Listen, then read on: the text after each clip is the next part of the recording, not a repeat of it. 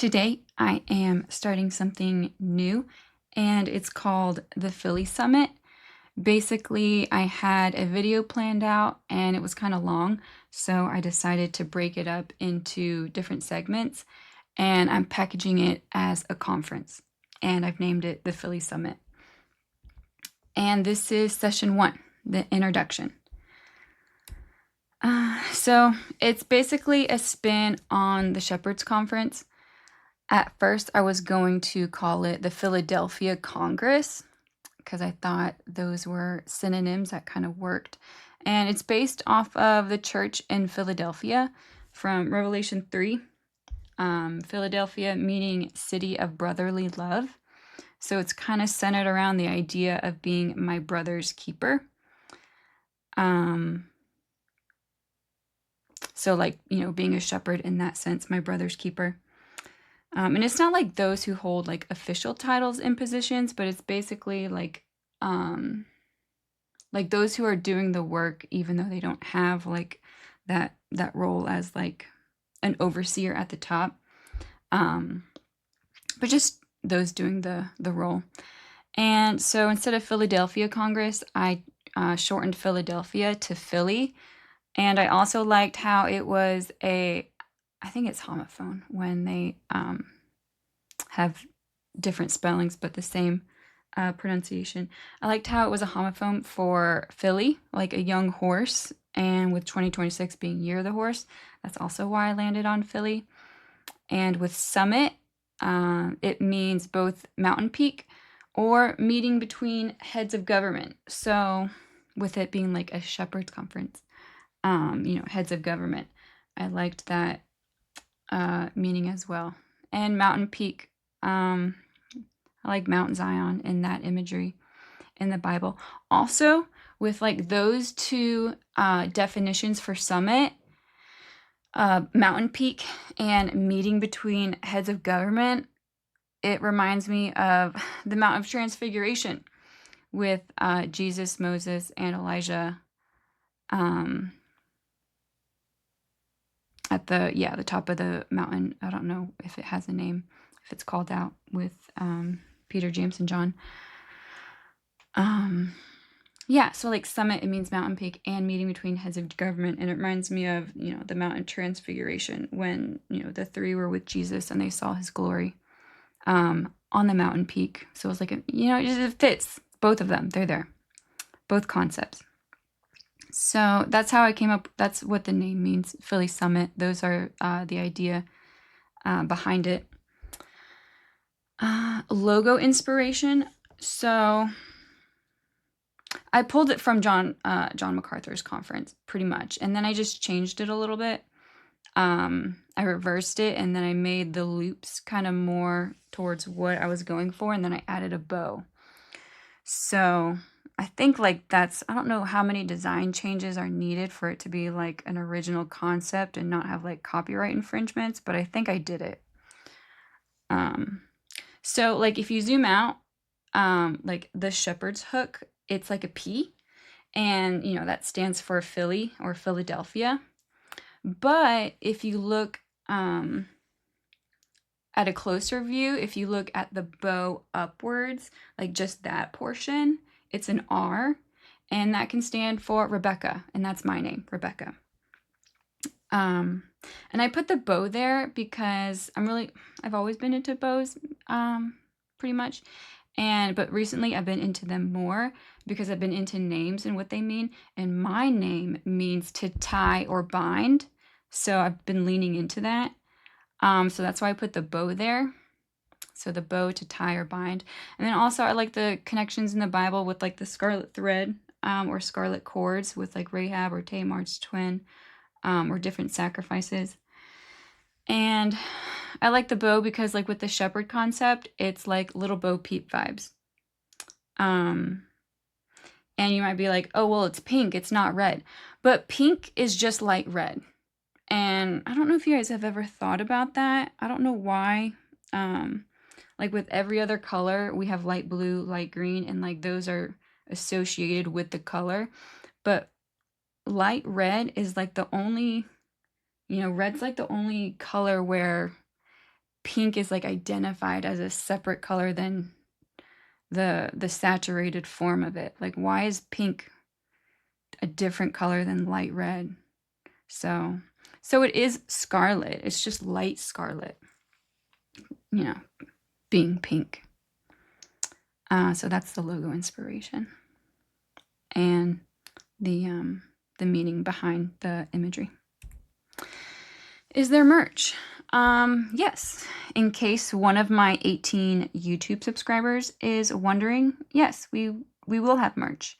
You can find it at westeden.co. That's my website, and it's print on demand.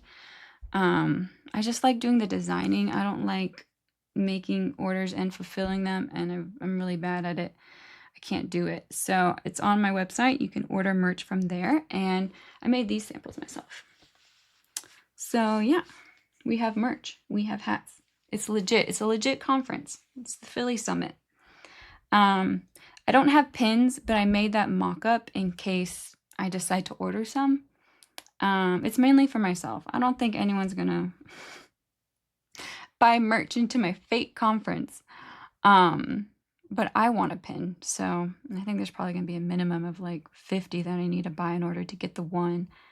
So I'll probably end up getting pins, and that might take a while. So I don't know if anyone might want a pin, but stay tuned. But for now, we have hats, and I'll put some shirts up there. I have a pink one too. These are just mock-ups I made. This is the pink one. Yeah. Yeah. I like the design anyways. Like, even apart from the association with my fake conference, I just like the sorority vibe. So, like, I would wear this hat regardless. So yeah, of course there's merch. Who's invited? Well, shepherds and shepherdesses. Obviously, it's kind of like a shepherd's conference. And shepherds and shepherdesses in substance. Basically, those who do the actual work. I know sometimes there might be people who have the title of a shepherd, but that title is vain and empty, and they're not actually doing the work. But some shepherds are. But either way, there might be people in the congregation that are doing the work that are shepherds in substance, man or woman. So it's for those people. That's who is invited. I have James here, 5:19 through 20. My brethren, if any among you strays from the truth, and one turns him back. So you have that imagery there of people, straying from the truth, sheep going astray, and one turning him back. Let him know that he who turns a sinner from the error of his way will save his soul from death and will cover a multitude of sins.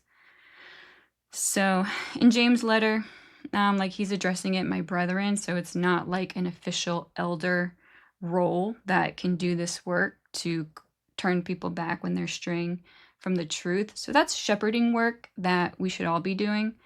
So that's who is invited to this conference, pretty much anyone. And also like Hebrews 3, take care, brethren. So that's like all people, that there not be in any one of you an evil, unbelieving heart that falls away from the living God, but encourage one another day after day, as long as it is still called today, so that none of you will be hardened by the deceitfulness of sin. So encourage one another.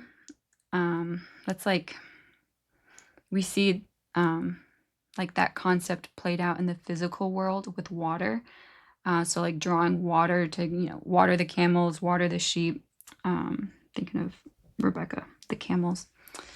When you're encouraging one another, you're doing the work of a shepherd. It's like you can feed sheep, you can water sheep. You're encouraging them, you're giving them the word of God, you're giving them truth. So encouraging one another, that's shepherding work also. So if you're interested in being in the business of encouraging one another, this is for you. You're invited. Also elders, again, in substance. Elders who are marked by commendable character that's worthy to be imitated. And I have 1 Peter 5 in here. Therefore, I exhort the elders among you, as your fellow elder and witness of the sufferings of Christ, and a partaker also of the glory that is to be revealed. Shepherd the flock of God among you, exercising oversight, not under compulsion, but voluntarily, according to the will of God, and not for sword gain, but with eagerness, not yet as lording it over those allotted to your charge, but proving to be examples to the flock. So elders in substance, that have character, that's worthy to be labeled as a good example to the flock, you're also invited. Yep. Brother's keeper. So I have Matthew 24 in here. Who then is the faithful and sensible slave whom his master will put in charge of his household to give them their food at the proper time? Blessed is that slave whom his master finds so doing when he comes. Truly I say to you that he will put him in charge of all his possessions. But if that evil slave says in his heart, my master is not coming, and begins to beat his fellow slaves and eat and drink with drunkards, the master of that slave will come on a day when he does not expect him, in an hour which he does not know, and will cut him in pieces and assign him a place with the hypocrites. So giving them their food at the proper time, like that's shepherding work, and like we can all do that. We're all bond servants of Christ. He's the good shepherd. So, when we give people the word of God that they need at the proper time, that's the blessed is that slave whom his master finds so doing when he comes. And that's work we can all be doing. Again, Matthew 25, I was hungry and you gave me something to eat. I was thirsty and you gave me something to drink. I was a stranger and you invited me in. Naked and you clothed me. I was sick and you visited me. I was in prison and you came to me. Then the righteous will answer him, Lord, when did we see you hungry, feed you, or thirsty and give you something to drink?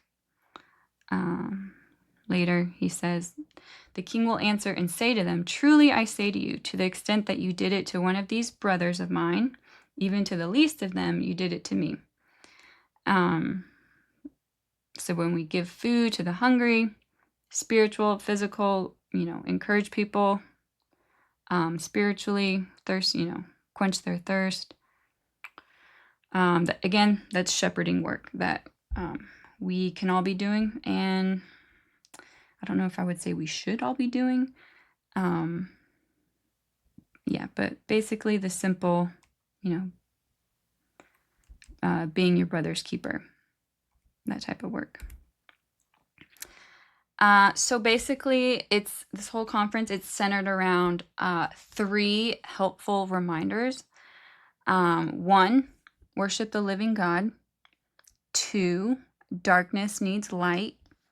And 3, we are Gentiles. I think most of us are Gentiles. I don't think there's any Messianic Jewish churches. Maybe there are. I don't know. Primarily, I think we're all Gentiles here. Whoever might reach this video might get to. All the churches I've been in are Gentile churches. So those are the 3 helpful reminders. And we need reminders. God knows our weakness. So, and I have that in Deuteronomy 6, 4-9. After giving the commandments, God says, you shall bind them as a sign on your hand, and they shall be frontals on your forehead. You shall write them on your doorsteps and of your house and on your gate. So God knows we need reminders. So these are the 3 reminders that are going to be in my little mini conference. So you can look forward to that. I hope everyone is excited to grow in 2026. Also, there are 5 sessions currently planned. This is session 1, the introduction. So there's 4 more after this. I don't know when I'm going to release them. All in one day, 1 every day. I might add more, something in between. I don't know. Currently, there are 5 sessions planned. But I don't know. hopefully you will also find them helpful. But yeah, that's the introduction. Okay, thanks.